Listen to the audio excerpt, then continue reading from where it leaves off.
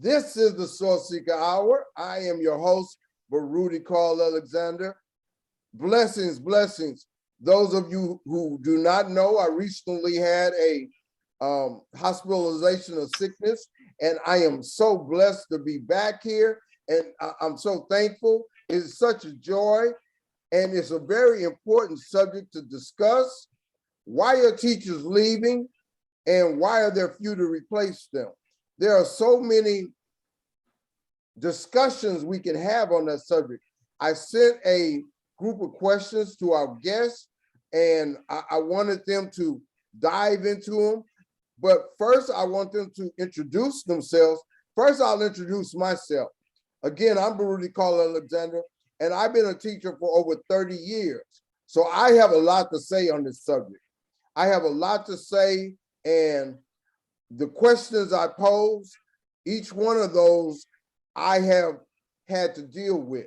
And I would like my guests to introduce themselves and share their introductory statement of what they would like to say about education as a whole, or whatever they would like to say in their introductory statement. Mayor Fischer, would you introduce yourself?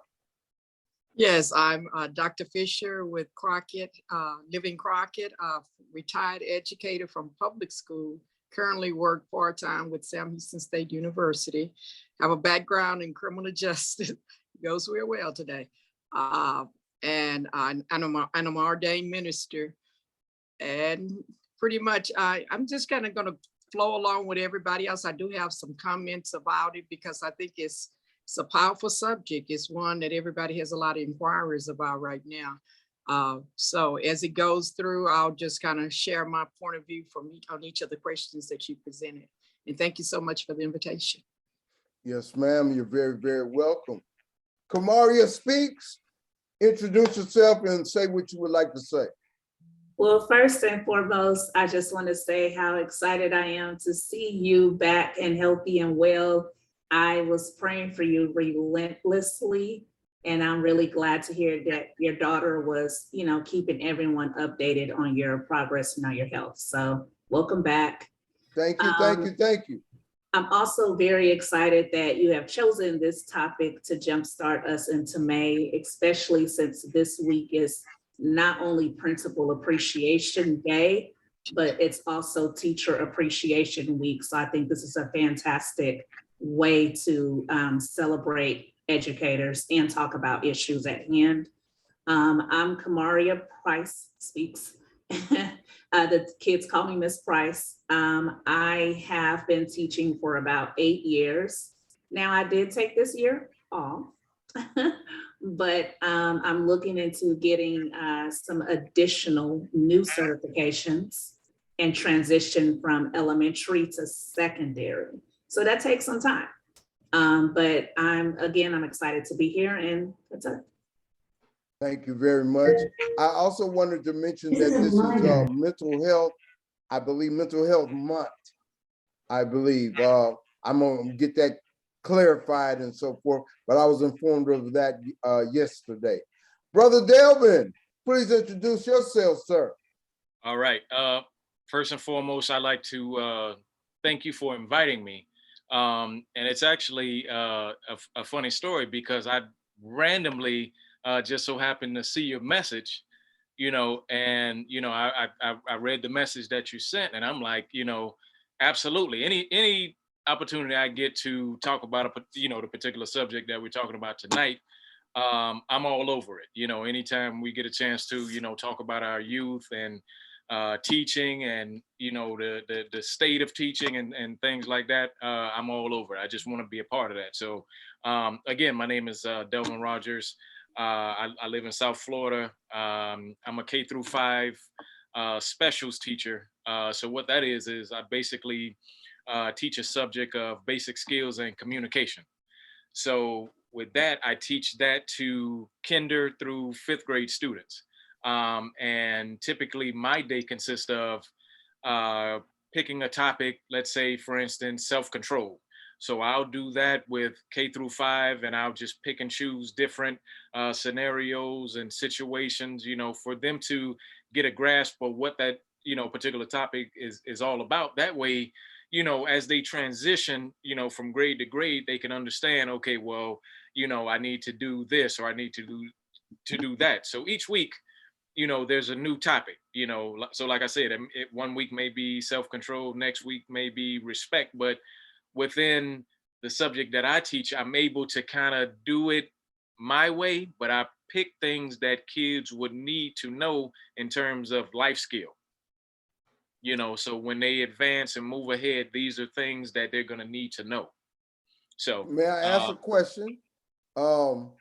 Is your approach, is it related to Boys Town? And can you share a little bit about your initiative also? Okay. Well, the initiative that I have is youth and anger management.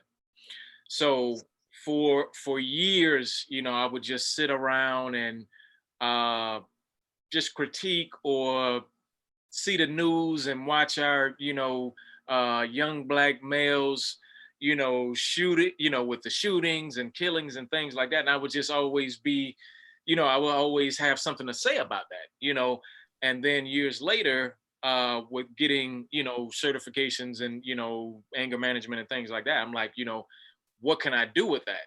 And I'm like, oh, I already work in the school system, and I've been, working with young men in various groups and things like that. Why not just connect it and, start group sessions and one-on-one sessions, but take that particular topic serious? Because with the shootings and killings, I mean, it all, to me, my opinion, it all stems from some sort of anger, and lack of self-control and acting on impulse and things like that. So, that's what I dive in with the initiative, with just telling, and not just our young Black males, our young women as well, to know how to have that self-control, because anger, it's not it's a healthy emotion, but it only becomes an issue when you don't have self-control.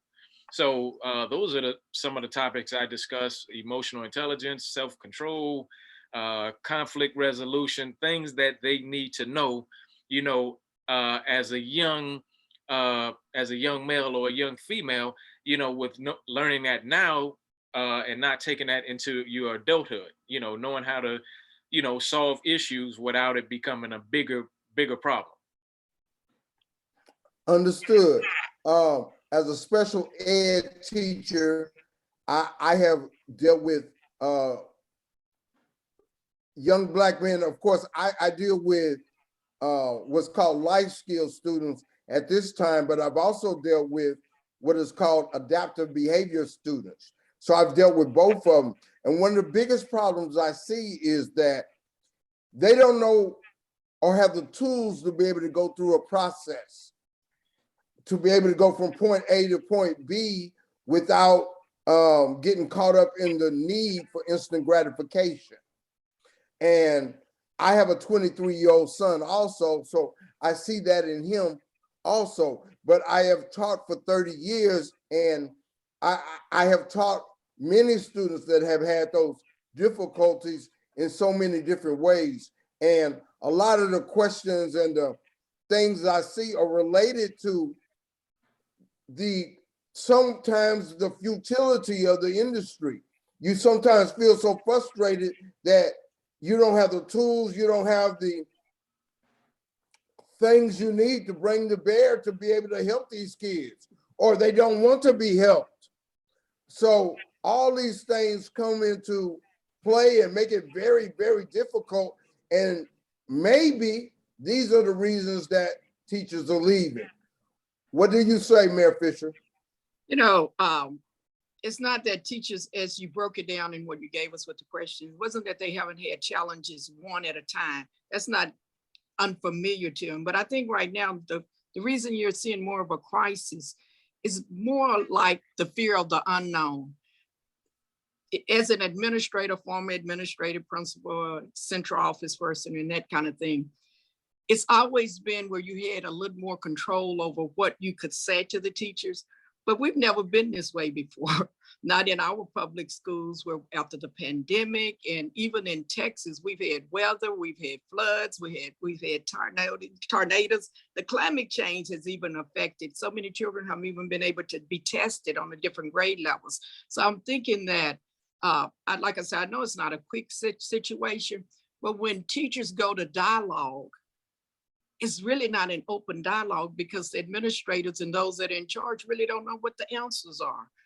And so I'm thinking that if you're close enough to get out, it's not a bad exit right now because nobody has all the answers, knowing that, usually with the teachers, you can walk them through the process and they're learning. I mean, we're picking up new skills. As I said, I mentor teachers right now through Sam Houston. They're new teachers and I see them in shock. They're totally shocked because they hadn't been in a classroom prior to this, all of these things that have gone on. And so I'm thinking that, I'm feeling more or less, it's not just one factor.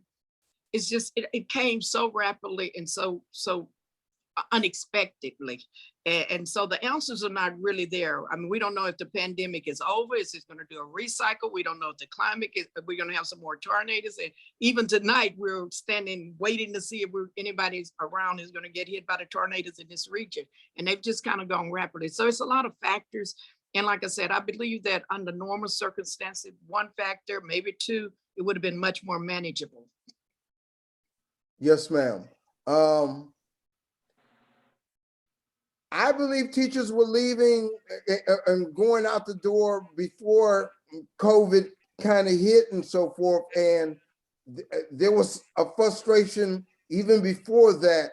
That is my opinion. And a lot of those reasons that I talked about, excessive paperwork, lack of money, threats of violence, all of those things factor into it, lack of respect.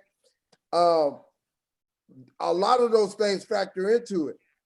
I personally believe that there is a lot of expertise as far as teaching. That's not the problem, but the frustration in doing a job that you stand back and say, am I really making a difference or is this worth my time? What do you say, Kamaria? Please speak. Well, I probably have about 3 or 4 hours to say on this topic, but to keep it brief, I will start by saying that there's just a lot of factors to the subject of why teachers are leaving. And I really resonated with what you were stating because there have been times where I have felt that I wanted to leave due to the frustration that I had. And yes, my frustration started before the pandemic, absolutely. But ultimately, there's so many factors involved. Sometimes we don't feel supported by the administration when a child is misbehaving, even though we may have evidence, consistent evidence of the misbehavior. We also may feel unsupported by a parent or two, and not all parents are unsupportive. I just want to put that out there right now. I have been honored to have some parents still keep in touch with me to this day. So I won't go on record and say all parents are unsupportive, but there are certain instances where we have been slighted by parents. And we've seen, I've known some parents make threats to schools, threats to call the local media and follow up on the threats. I've seen teachers lose their cool when a child gets extremely disrespectful. And all of a sudden, 30 seconds, they're on TikTok or social media. And that teacher who may have been teacher of the year before, lost her job just like that. When a child loses his cool or her cool and has a meltdown or has a bad day, there's counselors, there's IEPs, there are 3, 4, 5, 6, 7 meetings and a follow-up in 6 months. When a teacher loses her cool and has a bad day, there is a dismissal slip. And I feel that a teacher just wants to know that they are appreciated to the fullest on their good days and on their bad days. So And let me ask this I question. don't think enough people are talking about that. Let me ask this question, since you kind of put it out there. Should teachers have immunity? In the law enforcement industry, there's a certain amount of immunity. Should teachers have immunity? And what about the students' rights and the parents' rights? Kamaria, what you think? I'm gonna kindly ask Ms. Fischer to come and chime in first, Well, the criminal justice background, and then I will follow through. well, my concern is blanket immunity is setting yourself up for failure. It's an open day on students. I'm sorry to say that. I would feel like that if you could get away with a lot of, not get away, but it would be accepted and that you would be covered. I believe it wouldn't be a pleasant all the way pleasant situation, similar to what you were saying. Having worked in a correctional institution, so to speak, they were juveniles, basically. They were juveniles. But when you had so much protection, you weren't as cautious and you weren't as caring and you weren't as tolerant. If you think, and I think that it's not to say that they're kind of like with the students now. When they know they're protected, they push the limits. And I don't think in some situation, adults would take it, we like children, we love children, but not all children are always likable. And I could see that that would be a scary proposition to put too many blocks. Right now, we're having the same conflict with the police. Too many things are covered, not enough are covered, but I would be real concerned about it. But even more so, I think in terms of what I think it should be more like situational immunity. It has to be definite guidelines about when you're immune, you have immunity, as opposed to just an open season. That scares me. But I will say this, the way it is now, to a certain extent, students a lot of times feel they can get away with anything and they can be covered and we can't defend ourselves. And that is a situation that is untenable also. So you have too much freedom on one side and the teacher's afraid to defend himself on the other side in a lot of cases. Brother Rodgers, what you say about that?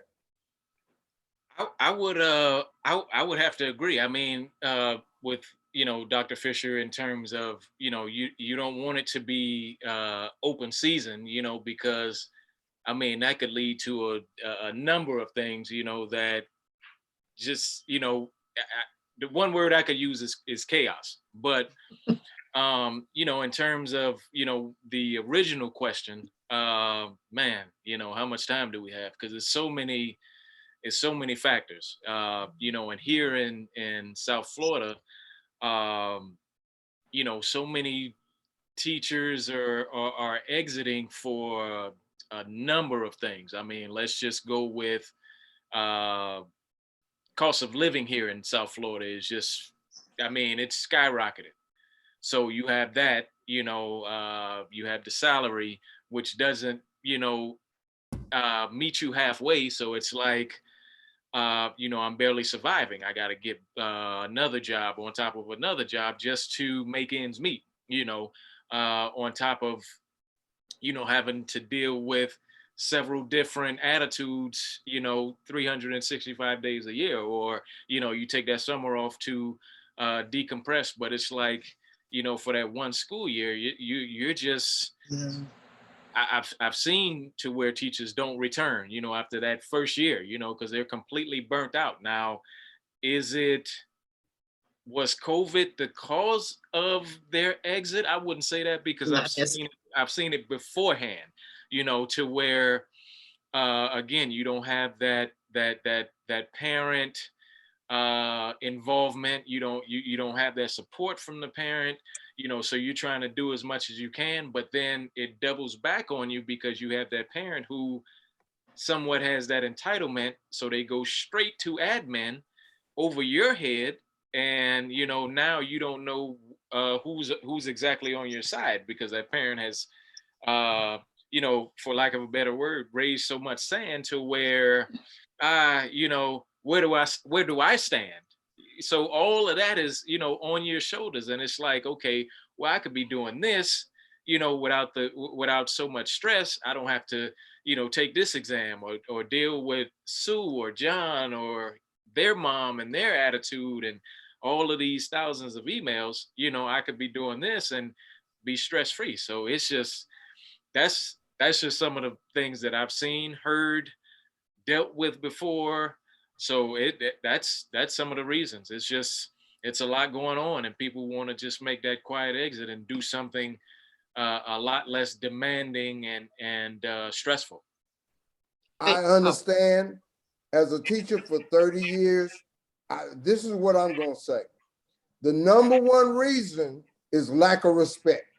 Lack of respect, that covers money, that covers how the children treat you, that covers how the administration treats you, that covers how the community treats you. Lack of respect is the number one reason, and that covers, you have to do excessive paperwork. That means, there's a lack of trust that you know what you're doing, because you got to cover so many different, loopholes and different things to cover the paperwork, which is somebody else checking this, somebody else checking this. And it all goes together where people say, hey, this is just too much. Let me do something else, like you say. I want to bring in Alderman Murray, Sister Arnetta. How are you doing? And introduce yourself. And then we are talking about why are teachers leaving, so chime right in. 2 seconds. My name is Arnetta Murray. I used to work with, of course, this wonderful Mr. Alexander. I'm still a teacher at HISD, and I'm a councilwoman in Brazoria County. Just left a meeting at school about this. Basically, overall, teachers are not getting paid. Administration is not supporting teachers. And it's just a whole gamut. Then parents want to go off on teachers when we talk about their kid. So the educational system is failing. I just shared that, trust me, all the time. And if you, like Alexander said, give us the money, you give me 80, 90, 100,000, I'll deal with that. But you want to give me nothing, and then you want me to give you everything. That doesn't work. So you're on it, Mr. Alexander. Thank you so much. I say, we get a decent salary. For the most part, we get a decent, of course, everybody wants more money. Everybody wants more money, but the stress with the paperwork, the stress with the kids, a kid can spit on me and I can't punch him, knock him out. Come on now. That's not that. And then you all talked about the parents and so forth. Some of the parents say Johnny doesn't do anything wrong, and you got to go through it and argue with them and fight with them and so forth. So it's so many different factors involved that the stress gets so much, you say, hey, do I really want to deal with this? Can I do something else? Mayor Fischer, you have more to say? Well, I guess I'm more into the people part of it to this extent. I think that it's not enough bonding. It's not enough relationship. It's not enough people getting to know people. And as a former administrative principal in a smaller community, I'll yield that.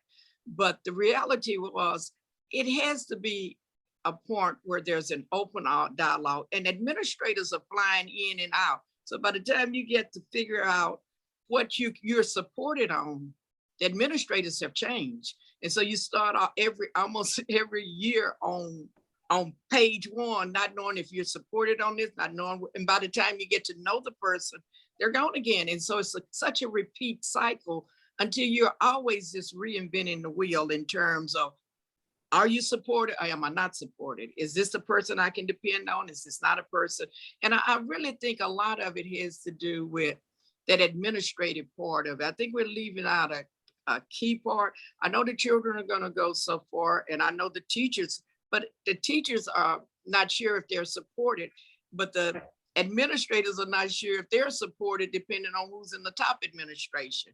So at one point, it's going to have to be a better systematic process of making sure that, well, I guess you have the same styles, because some people are just, the styles are so different.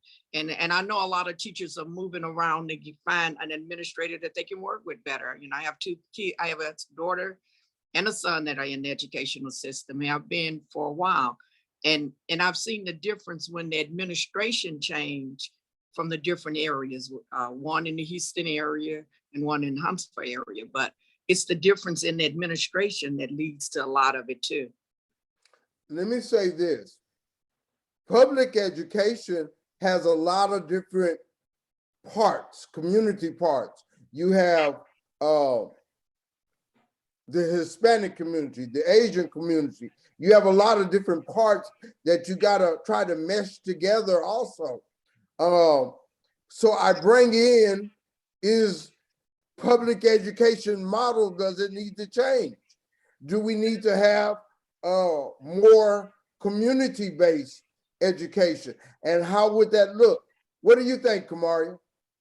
I'm so glad you asked that question. There's a tremendous amount that can be done in the community to support education outside the traditional confines of a classroom. I've been listening to this podcast all week, and it's called Higher Learning.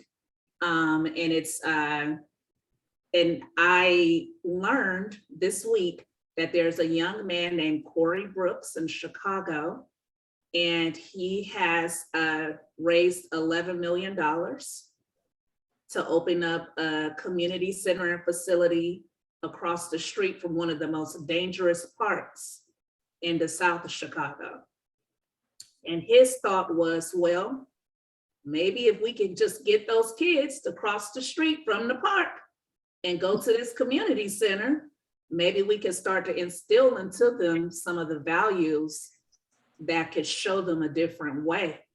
And so by the time they enter the school system and by the time they graduate, well, they may have had a whole set of mentors that looks a lot different at the community center than at the park, where there's games and things of that nature. And so I just thought that was pretty profound. And I also think it's profound that I've also learned this week that in the state of Texas, it's the cost of an inmate is $22,000 a year. And the amount of Texas inmates is 158,000. That, and I was also astounded to learn that Texas has a budget of $3 billion, just Texas. And it costs them $3 billion a year to run a prison system. If we could just get 20% of that amount of money into the educational system, that would help out a lot as well. You know, that'll help with some of the more community center-based initiatives to help provide these students meals, additional social emotional classes like Delvin and the work he's doing. That's so important.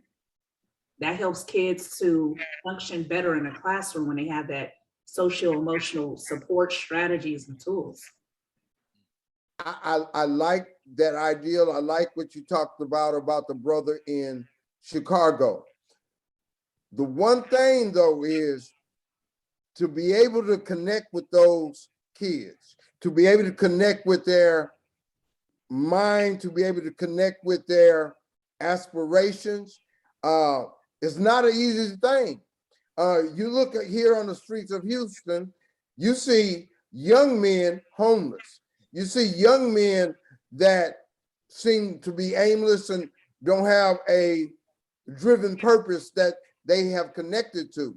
If we can find a way to do that, that would be great, but it's not an easy thing. What do you say about that, Brother Delvin? No, it's not easy. I think with piggybacking off of what Kamaria said, in terms of, just community based, and one particular position that made me think about that is most schools don't have it, but a community liaison. So I think that's important in some schools, and most importantly, because I once was a community liaison, and I just think it's important to get out there and build partnerships and relationships with businesses and commissioners and things like that to see what they can do in terms of making surrounding schools better, and also coming together and coming into some of these schools, talking with the kids, allowing them to see different things, than the principal every day, the same teachers and things like that, make things more enjoyable for them with that police officer coming in, or that commissioner or congresswoman or things like that, to make, to get them engaged with something different than what they normally do. And I just think if that were in more schools and more community relationships, that, may, it's not going to happen overnight, but that may change a perspective of that student who was once, getting straight Fs and things like that. It may be that one person, from the community that does banking, that comes in and has a talk with a particular class, and that might spark, something in that student, to want to, straighten up and do that, or learning up, to have a bank account or financial literacy or this or that, so I just think it takes the community to change things up a bit. Go ahead, Mayor Fischer. You want to say? So, what he was saying is really valid. It's not that we don't have all these subsections working in our community. Everything that we've talked about is there. I think, back again to thinking, I believe that we really don't know what we want. We know what we don't have. We can describe all our problems, but we really haven't set up, it's got like, what do you want? I know what you don't want. What do you want? What do you want it to look like? We're not working from what we want it to be and what we know what we want. We're working in spite of. We're almost in crisis management right now. We're doing some firefighting and not any fire preventing. Starting in the earlier grades, it is a process, and we're not. We've had from pre-lit. I mean, before they came to school, we had parents as teacher and all that, and had the whole process, and it was going well. But if it breaks down in any components, everybody start reinventing the wheel at a different level. And in most districts, they're saying the same thing, but they're really not consistently saying what they want. Are there teachers out there? Yeah, we can go to hunting for teachers, but you have to have the right bait and you have to know what you want. But I'm not reassured that we have what we want from public school. We know we're competing in a small rural area like we had been. We had to compete against charter school, public schools against charter schools. And it wasn't supposed to be an aggressive fight or anything like that. It's just that you have to offer things, as you were saying, you have to offer things that people need and want and are prepared to work with. And then you'll be able to expand on the resources that you have. And the other thing, just budget-wise, and I'll pass the floor, they can put a lot of money into school district, but if you don't know where you're putting that money, it's going to go into salaries, it's going to disappear, and it will never get down to where it's supposed to be. Sometimes it's not the lack of funding that's available, it's the lack of distribution of the funding that you're going to run into. Because he who holds the pocketbook, they put it where they want. They bring in more higher paid administrators. Not that I'm against administrators making a deal, making their pay. And then they pick one or two teachers to kind of extend it to. But you have to be careful who's over the budget. That has a lot to do. And again, it goes back to relationship, the community working together and knowing what's going on. Issues. Understood. Thank you. I want to bring this up. What the kids see on a consistent basis and what we are competing against as educators, we competing against social media, we competing against the television screen, we are competing against all those influences on their mind. And that is a formidable challenge because their mind is taking in all of these. The word was tabarosa. They start with a blank slate, and then they are bringing in all of these images and things into their mind. And by the time they get into school, they have all of these different ideals and thoughts and so forth. And a lot of them are not positive. And we are competing against that. And the parents are competing against that. And so on the one hand, we got to find a way to get them to realize that that is not the only way to look at the world. There's another way to look at the world. And if we can get some of those life skill classes, some of those daily aspects of being able to understand what they're up against, self-control, as Brother Delvin was saying, different things like that, that the media is a made-up picture, not necessarily what is real. If we can get them to understand that, we may have a better opportunity. Sister Murray, what do you say about that? You know, basically, it's such a long, it's a lot of work as an educator. Not a retired, I'm currently in it. I just see that there are a lot of variables. You have sometimes, you know, parents that are dealing with different things, and we have to teach them that those temptations are a part of life, if you will, with the social media and other that you have to teach that, because we can't. But you got to teach it in a caring and understanding manner. Look, like to my mama say, I ain't talking what I know. I'm in it. You have some teachers that don't like some of our kids. I was in a meeting just up telling it, and I'm trying to tell the teacher, look, and you know, Alexander, this kid has a bill, an individual education plan. That's why we got to adhere to it, and we got to find ways. We do have wraparound services, Delvin, at HISD. We do have community in schools in HISD, but you got parents sometimes not utilizing those services. So you got to constantly remind parents. We have parents, and I'm not blaming parents. Some kind of way, we have to sit at the table and take a look at how can we all benefit this child. I just did it a few minutes ago at ARD, you know what I'm talking about, and how can we make sure, I do it at the table in council meetings. Look, let me tell you something. You know this, Alexander, you're not gonna get the whole pie. How can you get a third of the pie, a half of the pie? And this is the same with the kid. Same. How with the students, with the teachers, with the education, with the administrator, it takes all of us. How do we come to the table and have a goal and make sure we meet that goal for that child? And when we do that, then even if he doesn't meet it, at least we have something in place. A lot of times, ma'am, you said it, Miss Fischer, we have the necessary resources, but we're not utilizing it because the whole school system, administrators, they are overtaxed, overworked, and so if we all come together, I think it'll make a difference. But we're not coming together, we're fighting each other, because you're right. So I like this idea, Brother Delvin. I like this idea.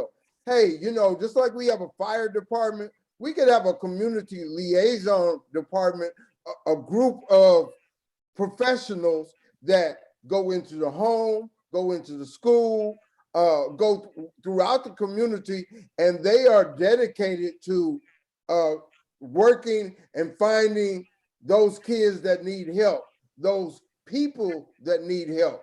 And I think something like that we need to go toward to be able to, because the world has changed. You got to get down to the nitty gritty, and you got to find a different way to do it in this world and compete against all these forces that are going on. Brother Delvin, speak on that. I just think, I mean, a lot of times schools and administration have to be open to wanting to change the situation, because at some point, you've gotten teachers who've come to you to share their thoughts and dislikes and things like that. So with that, sit back and think about, your teachers, because I mean, I would hate to be an administrator and after every summer, okay, I've lost 4 to 5, good teachers and things like that. So what is it that they're telling me when they come to me? What is it that I can sit down with my team and come up with a strategy to not only keep teachers, but really focus on what they're telling me and what could I bring in to make the school better, give the teachers some support, things like that. And again, excuse me, with having that community liaison, their sole purpose is to go out into the community and build those partnerships and situations to bring it to the school, and what can they do for the school.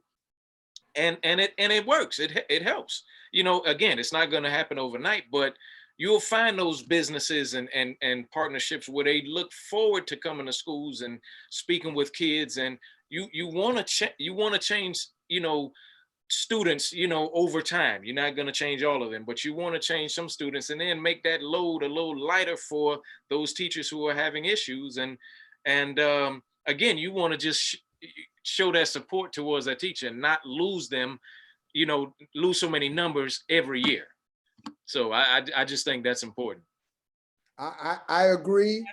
And I think a team of community liaisons in this new world that we live in, who go into the home and work with the parents, as well as go to the school,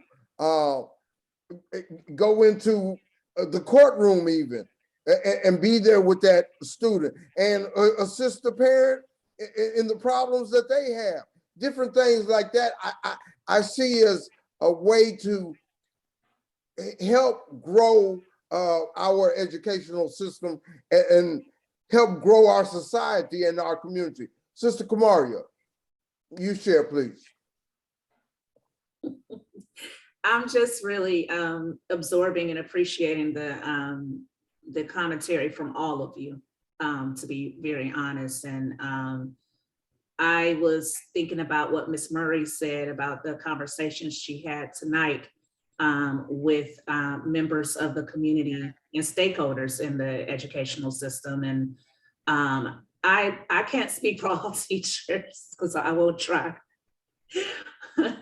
But for me, yes, pay is in the top 5 of my list of importance. Yes, it is. But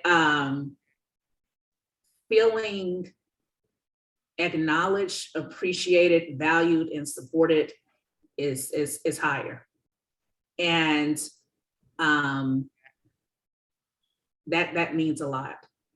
And I've struggled with that to some degree.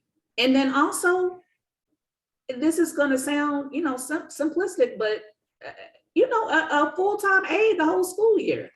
I mean, I don't know about Florida, but I know in Texas, Head Start will find a substitute and have a full-time aide the whole school year for these teachers. I'm just trying to get me a Head Start aide for the whole school year, no matter what school I'm teaching at. And that makes a difference. We don't often talk about how valuable the paraprofessionals and the teacher assistants are. And I would like a day for them to get paid more too. Yes. I agree. And a part of my conversation is staff, period. I mean, and not just teachers, but across the board.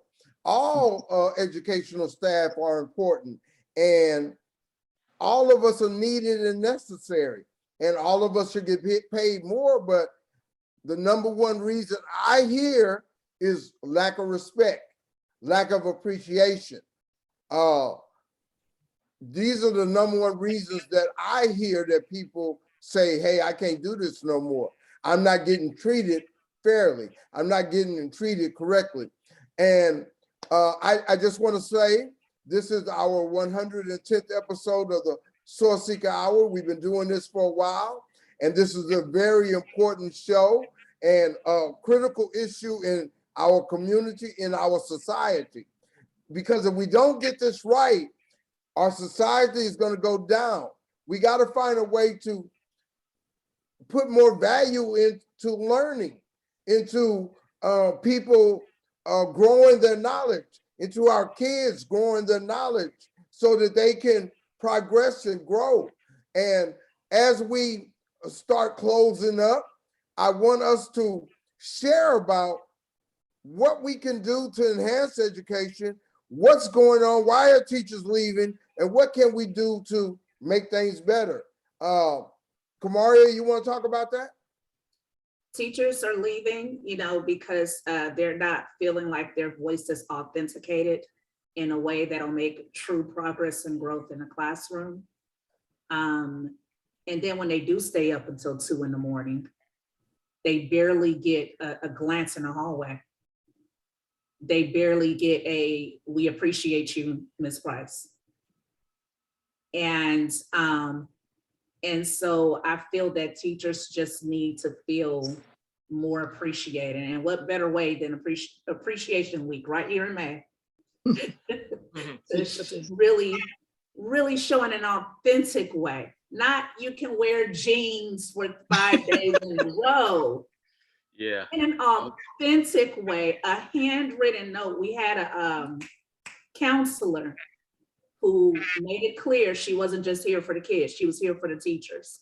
She had some aromatherapy salts in her room. She gave us little gifts throughout the school year, gave us handwritten notes, told us specifically why she appreciated us. I kept that note. You know, just ways in that way could also matter. I will always have hope for education. I will always have hope that things can turn around in a positive light. And for every dark light, there is a glow. Someone is glowing in some district, in some community, in some classroom. For every dark light, there is a glow. And I will always have hope that things could turn around for the better. Understood. I have an appreciation and a hope for that also, but I do see the dark side. I work in an alternative school. So when they come to my school in the adaptive behavior department, they've already been through the cycle and they've already been at the point where they're going toward incarceration or they're going toward leaving school, period. So I see that mindset. And I see a lot more of our young men that basically have given up and they don't see the hope. They don't see the direction. They don't see the possibilities of education. I mean, I was a 4-star reader and I was a bad student though, but I could read so well that, I skipped class, but then the teacher said, okay, whatever you make on this test, everybody gonna put it in 25 cents and whomever make the highest score on the test, get the money. I always got the money because I was smart. I could read. In another class, teacher said, whatever you make on this final test, that's the grade you're gonna make in the class. I made a high score because I could come in and look at that because I enjoyed reading. We have to get more of our students, our young men, to be able to appreciate that understanding. And I'm not sure how we do that because we are working against the challenges of a system that tries to inundate them with social media. Everything happened quick, everything happened instant gratification. If it's not on TV or if it's not the Kardashians, what value does it have? I mean, so we are dealing with all of these challenges and we got to acknowledge that and we got to compete against that. We got to actually have our system set up to compete against that also. Mr. Alexander, yeah. Yes, ma'am. Let me say this. Let me say, go ahead and do your final statement. And as you share, let people know how they can reach you. But tell us whatever you want to tell us. Look, I'm not going to hold you, but I want to say this, and I'm not trying to sound sanctimonious or anything, but the other thing we have to do, guys, we got to pray. Some things are just out of our hands. I don't know how to run a district or where I'm at, me and the councilwoman, without prayer. That's number one, because some of these challenges are beyond us. That's number two. Number three, we got to speak life to our Black young Latino men. That's number three. Number four, look, we have some great teachers. They should not have to work 5 jobs to make it. Look, if you can have the NBA have a draft and you giving out billions of dollars, do a teacher's draft. Now, if you want to talk to me, we can talk. And that's what we should be doing, getting these teachers out there and getting, this teacher get 150, 150. That's what you need to do. Appreciate salary. You want to, I can tell you how you appreciate me. Give me some money and then I can take all this other stuff. But right now you're not giving me nothing. So with prayer, with what we're doing, talking, collaborating, guys, it's gonna always be a challenge. I'm Arnetta Murray. You can Google me, boo, and I love you all. Peace and power, peace and power. Mayor Fischer, share with us. I think out of the conversation that we've had today that there's one distinction that we've got to make. In your fourth question, you talked about educational models. It's different from an educational delivery system. When you talk about how they're delivering through the charter schools, the homeschool, the regular community base, that's a delivery system. It doesn't matter where you are, you're going to have to address the educational model. How are you going to teach them? How are you going to work with until we make that distinction? Because it's a lot of loopholes when you go to those private schools like that, the charter and the community. They get a lot of bias that we don't get in public school. So what's going to have to become really important is how are we going to handle the educational model? And all of the components we talked about being personal, expanding with the children, dialoguing with the teacher, taking care of it. Those are part of that educational, the system, and it deals more heavily with the curriculum because you can put them away and we'll go back to like we were, separate but not equal. In a very little draw, when you start moving them into all those private compartments, they don't necessarily flow equally across the board because you can come and go. It's a lot of stipulations in there. If you can't pay for your food, if you can't do parenting, if you can't do that, you can't come to those schools. So if you're not careful, we'll go back to separate and not equal. But our concern for the majority of the students and that we come in contact with basically has to be focused on the educational model. How are we going to educate them? What do we want and how are we going to accomplish it? And you can reach me as a mayor of the city of Crockett, Texas. Yes, ma'am. Blessings. Thank you very much. Very important word. Kamaria, speak and share whatever you want to share. You know what? In closing, I would just say, thank you for allowing me to come on here tonight. It's been a pleasure. I love speaking on something I'm so passionate about. Just change all around is so important. And like Ms. Murray said, some things you got to leave to prayer as well. So yeah, I agree wholeheartedly. And again, I just wish for all the best for the future. Oh, one other thing I wanted to share, Baruti, the social media thing, that is not going anyway, no time soon. Those kids. I didn't say it was going away. Right. I said we got to compete with it. True, we got to compete and with I agree with that. I do agree with that. We do have to compete with the social media run. But every time you mention it, I kept thinking about ways that we can approach it where they're still learning, because I'm familiar with a lot of educational apps that the students can utilize. And we used to have a little code they had to plug in to log into class for the day when we were in the middle of the pandemic. And it was amazing. It had beautiful graphics and ways they could learn. We could play games and quizzes on there. And they loved it. They loved having their laptops and logging in, but that takes, resources and more schools doing a one-on-one with the laptop, bringing the social media to them, but in a different light than the Kardashians. Understood. All I'm saying is it's very important whether you use an I've dealt with a lot of different programs also from we have unique learning. We have a lot of different programs that are available. But we also know that virtual learning was not necessarily the model that kids got into very much. There was a lot of depression and different feelings with social media, or excuse me, with virtual learning. So that's something that we kind of got to have balance with, but we got to utilize it because they are there also. Sure. I would love and be open to a part 2 and a chapter 2 of this conversation. So if you're open to that, brother. And the way people can reach me is Kamaria Speaks on all platforms. Yes, ma'am. Kamaria Speaks. Yes, ma'am. Brother Delvin, we want a strong word from you. Share your initiative, share your vision. Talk to us about what you feel about education. Where is it going?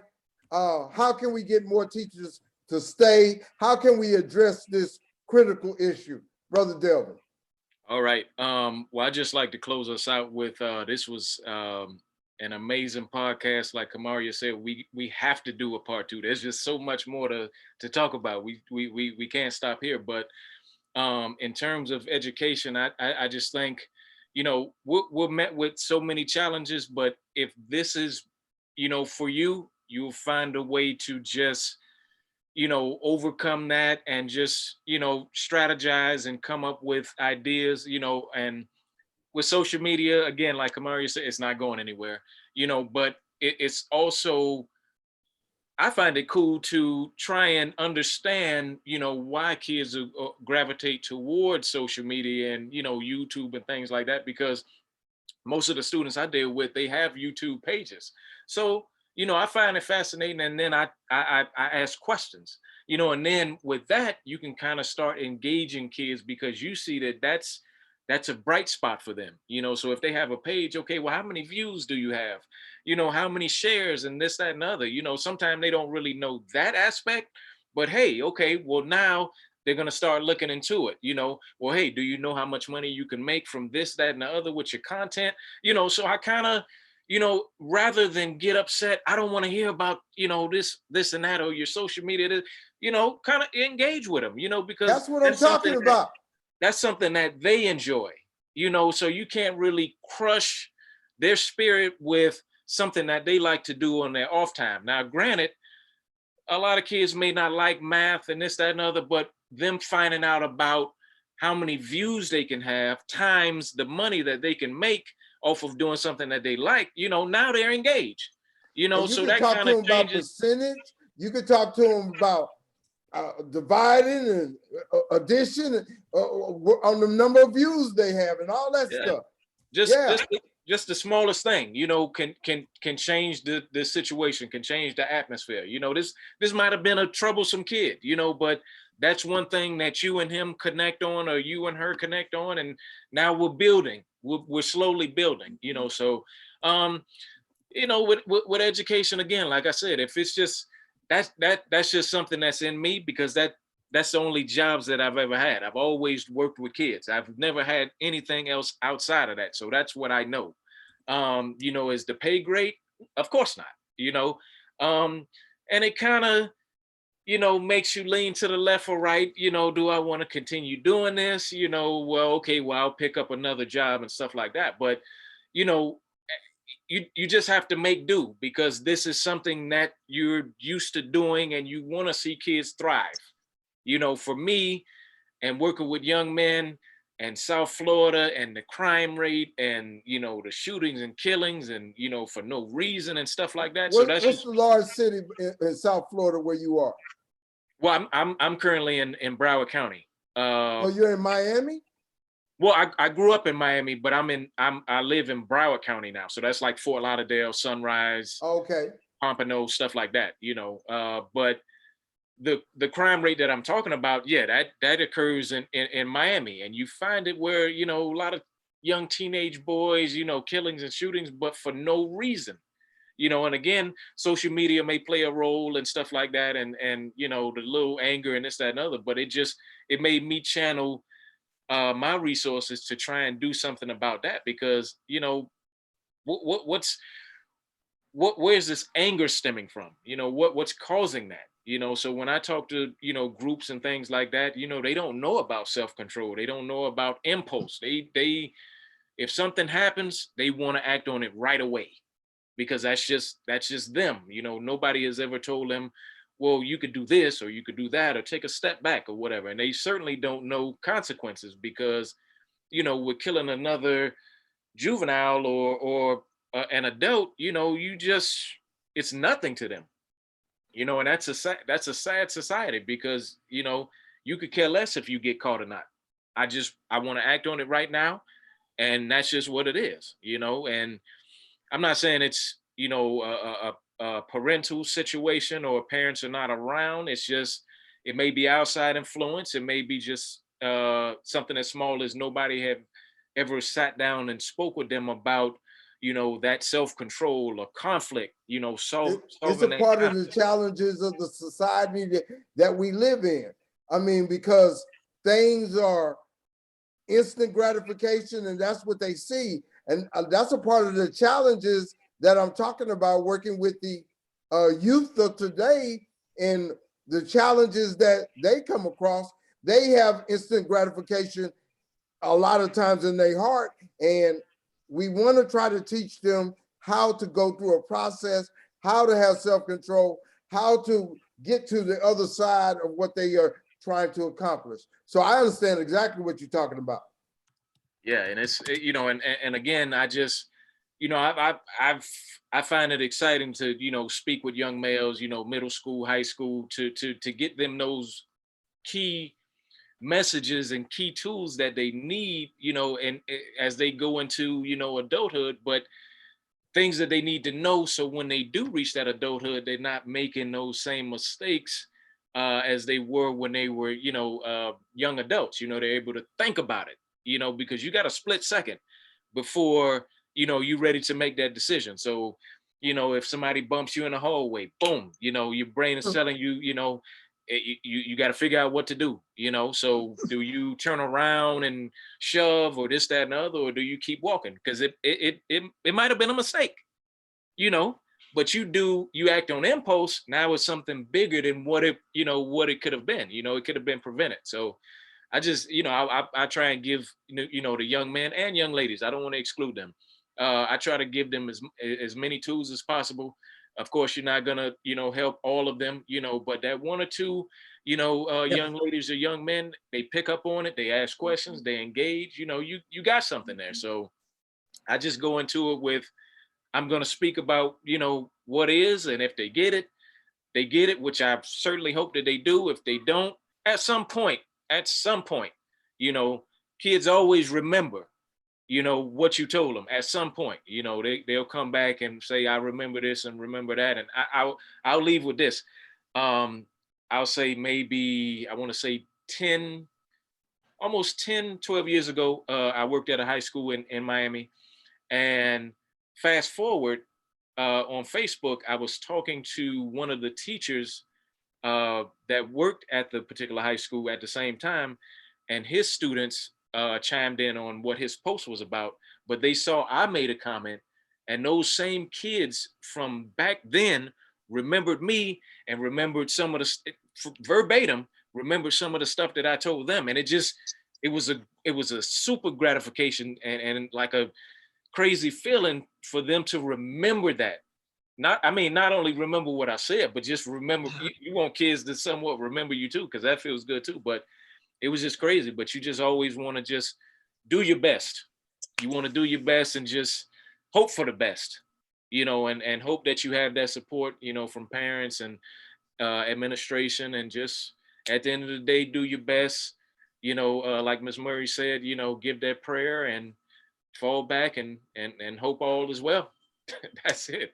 We do know that there's a crisis of young Black men. There's a lot of young Black men that are going to prison. Here in Houston, we have a lot that are homeless, and across the country. And we have to find a way to help them have direction, help them to have purpose. So it is a mission, and we need more people in the mission, more people to help us move forward, to help our young Black men and young people in particular, all young people, so we can have a better society. I'm Baruti Carl Alexander. This is the Sourceseeker Hour. Brother Delvin, you want to tell people how to reach you? Oh yeah, I'm sorry, I put it in the chat, but you can reach me on Facebook under my same name, Delvin Rodgers, and Instagram, and that's Calm247, which is an acronym for Control Anger, Limit Madness. So that's the initiative that I have going on. Control anger and limit madness. I like that. That's powerful. That's very powerful. Well, this is Kamaria. This is part 1. We're going to have part 2. We're going to add more parts to it. We're going to continue the conversation. We must continue the conversation. This is the Sourceseeker Hour. I am Baruti Carl Alexander. This is our 110th episode, and we're going to continue. And on the Sourceseeker Hour, we talk about whatever's happening in society. Our next episode, we're going to be talking about climate change. But we're coming back to all the issues that are out there. And this is one of the most important, education. And what do we do to help our youth survive? And how do we make it better? And how do we help our teachers to survive in the classroom?